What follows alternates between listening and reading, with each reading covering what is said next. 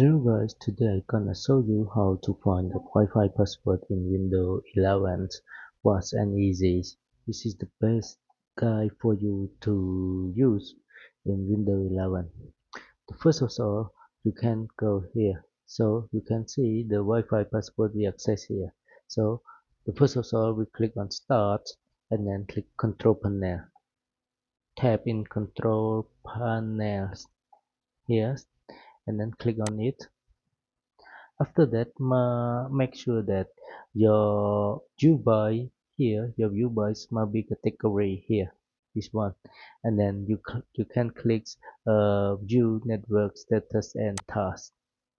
Then you will see the Wi-Fi access here, Wi-Fi name widget, and then you can click on here. After that, it is the detail of the Wi-Fi password. This is the detail of the Wi-Fi networks that you connect it. And then you can click on details. This is also the information of the Wi-Fi network. So if you want to see the security of the Wi-Fi or Wi-Fi password, you can click on wireless property here.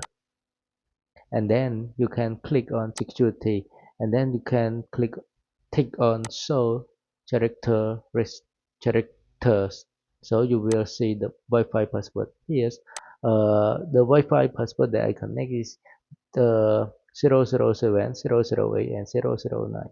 Yes, that's all. Thank you and goodbye.